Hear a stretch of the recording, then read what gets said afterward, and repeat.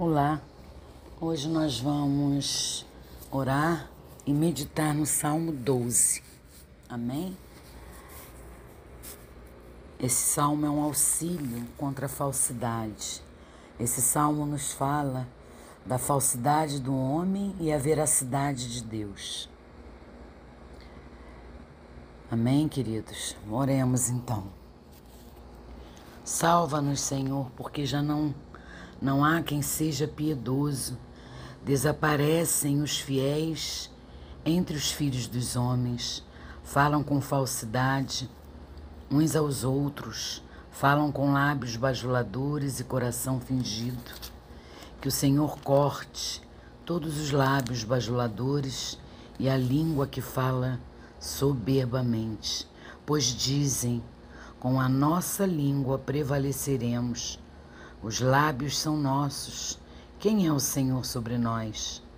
Por causa da opressão dos pobres e do gemido dos necessitados, eu me levantarei agora, diz o Senhor, e porei salvo aquele que anseia por isso.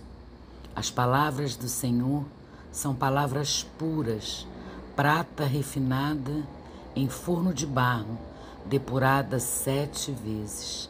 Sim, Senhor, Tu nos guardarás, Tu nos livrarás desta geração para sempre. Os perversos andam por toda parte, quando aquilo que não presta é exaltado entre os filhos dos homens. Amém, irmãos? Aleluia, glória a Deus. Esse salmo, como eu falei, né? Ele fala da falsidade do homem. E nós vivemos numa sociedade cada vez mais confusa, cada vez mais desintegrada. Fica difícil encontrar alguém realmente confiável, como diz no verso 1. Muitos são influenciados pela imoralidade e ganância. Não veem dificuldades em mentir, enganar, ferir, bajular e prejudicar quem quer que seja para conseguir o que desejam. Para estes, o certo é visto como errado e o errado como certo. É o que diz o verso 2.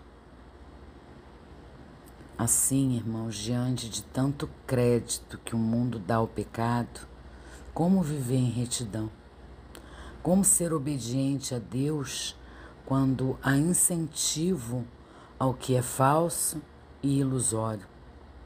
Só mesmo aqueles que vivem com um desejo único de agradar ao Senhor permanecem fiéis a Ele, íntegros. Já aqueles que confiam no poder das palavras aduladoras, né? Aquelas palavras que faz bem ao nosso ego. Então, só aqueles que confiam nesse poder de palavras aduladoras e na perspicácia dos lábios orgulhosos terão seus planos frustrados e serão cortados do meio dos justos. Como diz no verso 4. No verso 4 diz assim, ó, pois dizem, com a nossa língua prevaleceremos. Os lábios são nossos. Quem é o Senhor sobre nós? Então é isso que eu entendo, que esses que confiam no poder de suas palavras, que são orgulhosos, terão seus planos frustrados. No verso 6, que fala as palavras, no verso 6 diz assim, olha, as palavras do Senhor são palavras puras, prata refinada em forno de barro, depurada 7 vezes. E eu entendo que enquanto os lábios são bajuladores, os lábios que bajulam são mentirosos e desprezíveis, a palavra de Deus ela é comparada a um tesouro digno de toda confiança. Ela é a mais pura e preciosa que a prata refinada 7 vezes pelo fogo. É o que diz no verso 6. O mundo está mergulhado, irmãos, em uma crise moral, pois os valores humanos são cada vez mais raros. Está tudo invertido, tudo diferente. O que é certo virou errado, o que é errado virou certo.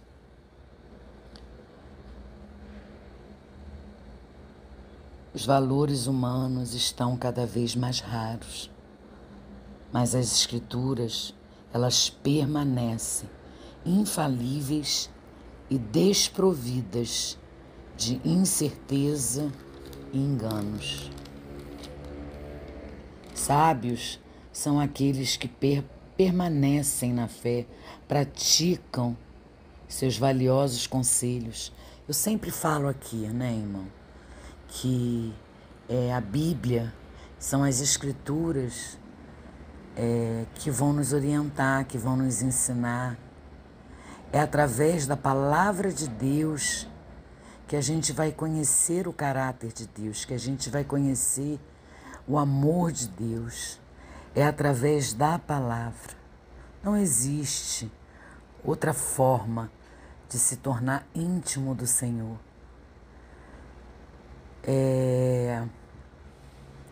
Precisamos entender que a nossa força, a nossa fé, ela precisa ser alimentada todo dia.